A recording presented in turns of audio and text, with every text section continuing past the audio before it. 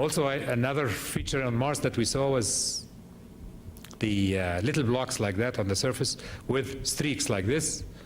And this we explained after we visited this place in Sudan, where we have little blocks and streaks like that, again from the deposition of light-colored material streaming through right here, and the lack of deposition from topographic impediments. In another way, we also could look at the pitted rocks on the surface of Mars and Earth and figure them out too. When we first looked at the right one right here on Mars, this looked very much to us like vesicular basalt. We have a rock called basalt that is brought in by volcanic action, and it is a molten material comes from beneath the surface of the Earth. The molten material has a lot of gases with it, and if the material is cooled very fast, is chilled fast, then the gases don't have time to escape. So they make little pockets. So they can make vesicles very much like pumice. And so we call it vesicular basalt. And so we thought that this was vesicular basalt, and that's the case, and ended the discussion until we saw in the western desert of Egypt, in this very arid terrain where there is no water and so on. And the wind actually works on the surfaces of any rock. It could be igneous, it could be sedimentary, it could be any type of rock, and actually the wind makes these surface pits.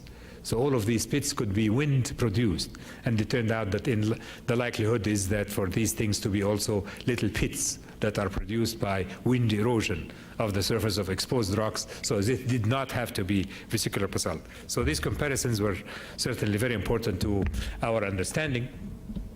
And now I'll move into one of these very interesting things, and how do you apply remote sensing to archaeology. At the Center for Remote Sensing at Boston University, we have under that umbrella the departments of archaeology, geology, and geography.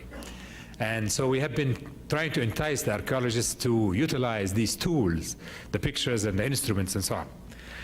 And one of the cases that we have established beyond doubt the use of remote sensing instrumentation to the study of archaeological sites is at the base of the Great Pyramid.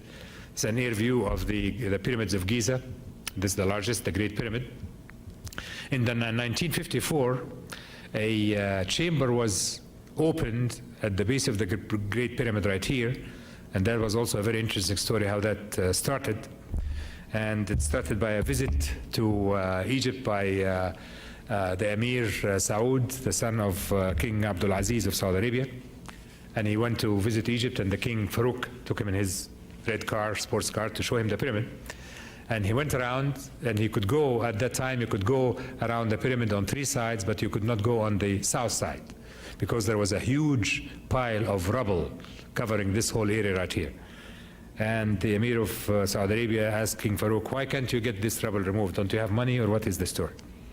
The king took it and cringed, and then called the head of the Service Antiquité on the following day, and they said, I want this rubble removed tomorrow. So it took them about 2 years to remove this rock rubble in case there are cultural things in it. And as they completely cleaned it, they found all kinds of fascinating things that they never knew existed. Amongst them are 2 series of blocks, each one covering 100 feet. And each block is about 15 feet by 3 feet. So huge blocks of limestone in the rock at the base, right at the base of the Great Pyramid. So they opened one of these blocks. They begin to smell the smell of cedar wood. And as they opened more and so on, they found a disassembled boat. And they took out the boat and assembled in that fashion. And they actually put it in a museum that is right there. That's the museum right here, which was built right on top of the site of discovery. So when you go to Egypt next, you should see this thing. It is fascinating. It is the oldest post in the world, 4,600 years old.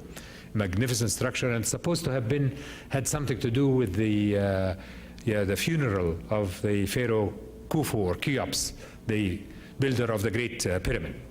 Now they found out that the ancient Egyptians had put the pieces of wood, the disassembled pieces of wood together, and actually tied them together like that. And in many cases they would have markings on that wood, a scribe looking this way and one looking this way, and meaning so that you can actually get these two pieces facing each other and so on. Like when you go and buy something from Sears and you say, take point A and make it look at this point B and connect them together. The ancient Egyptians had also left kind of instructions to how to assemble the boat this way. And the way they had actually stored it beneath the ground was ingenious. That is the mound of debris that had been on the south side, where in the past, one could not pass through the south side. And this was the pit that was actually buried, or the chamber that was buried by this debris. And the chamber itself is a pit about 100 feet long and about 15 feet deep. And this one here was about 15, the blocks on top about 15 feet long.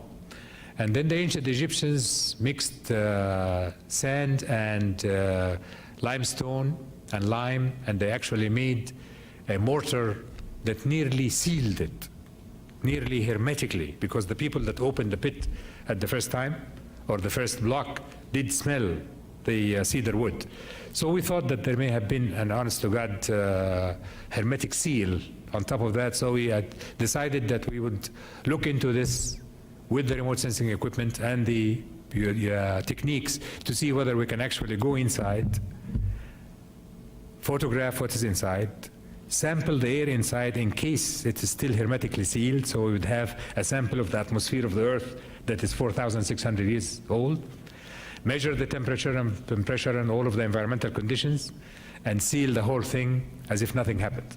And we did that, started with the ground penetrating radar to see the instruments, and then we joined with people from NOAA at Boulder, Colorado, to prepare for the sampling of the air after an airlock had been designed to make absolutely certain that when we drill a hole to go through, there is no mixing between the air inside and outside.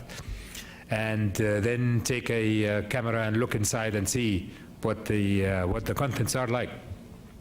From the first pictures that we took, we knew that we're not really dealing with a sealed chamber anymore, because of all of the white pieces. All of this is the wood, the disassembled boat right here, and all of the white pieces are pieces that had fallen off the roof from the cement between the blocks.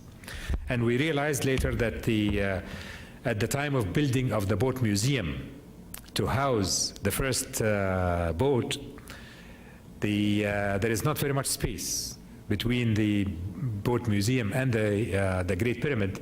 So the cement mixing machine and the brick making machine and so on was put on top of this second boat, shaking the rocks and spilling water and so on. So there had been a seal, a breaking of the seal. So when we finally got the age of the air that was taken, it turned out to be 2,000 years old. So it is no longer 4,600 years, or no longer air of today. So there has been a mixing between the ancient air and present-day air. However, it was the hole that we drilled was absolutely sealed. So we established now that we have the technology to go into some place and completely investigate it totally non-destructively, so that we can preserve the site itself, because the site in itself may have archaeological significance. So now we say, as an example, and many people, many places in the world now have begun to contact us about trying to investigate something like that. In Guatemala, that's a pyramid that's closed, and a tomb in China, and things of that nature. So we established the use of the technology in archaeological investigations.